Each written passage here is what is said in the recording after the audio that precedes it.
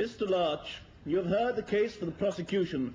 Is there anything you wish to say before I pass sentence?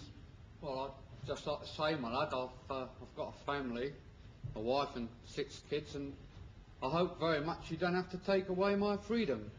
Because, my lord, freedom is a state much prized within the realm of civilized society.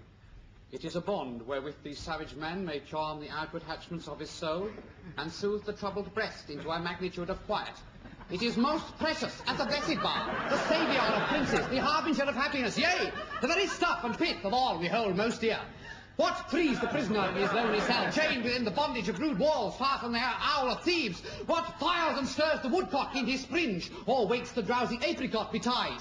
What goddess doth the storm-tossed mariner offer most tempestuous prayers to? Freedom! Freedom! Freedom! It's only a bloody parking offence. I'm sorry I'm late, Bernard. I couldn't find a kosher car park. Don't bother to recap, Bernard. I'll pick it up as we go along. Call Mrs. Fiona Lewis. Call Mrs. Fiona Lewis. I swear to tell the truth, the whole truth, and nothing but the truth. So anyway, I said to her, they can't afford that and what he earns. I mean, for a start, the feathers get up your nose. I ask you, 4 and 6 a pound, and then with a wooden leg. I don't know how she puts up with it after all the trouble she's had with her you-know-what. Anyway, it was a white wedding, much to everyone's surprise. Of course, they bought everything on the hire purchase. I think they ought to send them back where they come from. I mean, you've got to be cruel to be kind. So Mrs. Harris said so. She said, the dead crab. She said, well, her sister's gone to Rhodesia, what with her womb and all, and her youngest as thin as a filing cabinet, and the goldfish, they've got whooping cough, they keep... Mr. Bartlett, I fail to see the relevance of your last witness. My next witness will explain that if the ladyship will allow.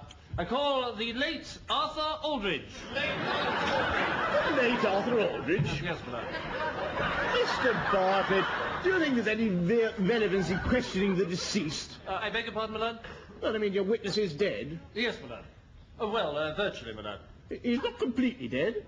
No, he's not completely dead, my lord, no. But he's not at all well. But if he's not dead, what's he doing in a coffin? It's purely precaution, my lord, if I may continue. Mr. Aldridge, are you you are a stockbroker of 10 Savona Close, Wimbledon? Mr. Aldridge. What was that knock?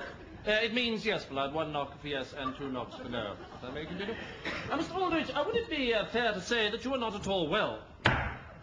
In fact, Mr. Aldridge, not to put too fine a point on it, would you be prepared to say that you are, as it were, what is generally known as, in a manner of speaking, dead?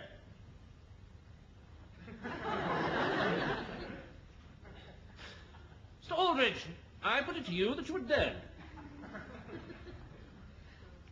Aha! Where is all this leading us? I think I'd better take a look at that.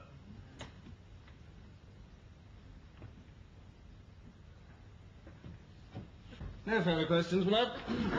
No further questions. You can't just dump a dead body in my court and say no further questions. I demand an explanation. There are no easy answers in this case, my lord. I think you haven't got the slightest idea what this case is about. My lord, the strange, damnable, almost diabolic threads of this extraordinary tangled web of intrigue will shortly, my lord, reveal a plot so fiendish, so infernal, so heinous. Mr. Bartlett, your client has already pleaded guilty to the parking offence. Parking offence? Schmarking offence, my lord. We must leave no stone unturned. Call Cardinal Richelieu. Oh, you're just trying to string this case out. Cardinal Richelieu? A character witness, my lord.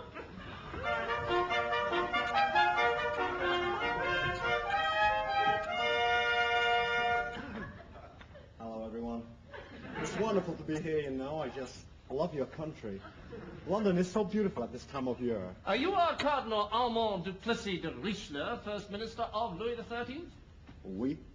Cardinal, would it be fair to say that you not only built up the centralized monarchy in France, but also perpetuated the religious schism in Europe? That's what they say. And did you persecute the Huguenots? Oui. And did you take even sterner measures against the great Catholic nobles who made common cause with foreign foes in defense of their feudal independence? I sure did that thing. Cardinal, are you acquainted with the defendant, Harold Larch? Since I was so Speaking as a Cardinal of the Roman Catholic Church, as First Minister of Louis XIII, and as one of the architects of the modern world already, would you say that Harold Larch was a man of good character? Listen, Harry is a very wonderful human being. Well, in view of the impeccable nature of this character witness, may I plead for clemency? It's only 30 shillings. Not so fast. Why not? None of your smart answers. You think you're so clever. Well, I'm dim.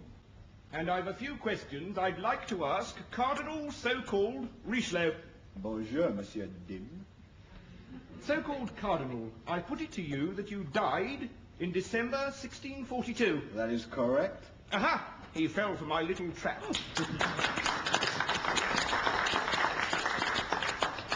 Curse you, Inspector Dim. You are too clever for us naughty people.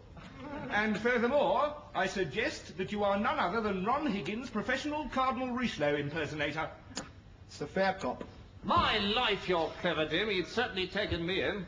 It's all in a day's work. Oh, with a brilliant mind like yours, Dim, you could be something other than a policeman. Yes. What? If I were not in the CID, something else I'd like to be. If I were not in the CID, a window cleaner me. With a rub-a-dub-dub and a scrub-a-dub-dub and a rub-a-dub all day long. With a rub-a-dub-dub and a scrub-a-dub-dub, I'd sing this merry song.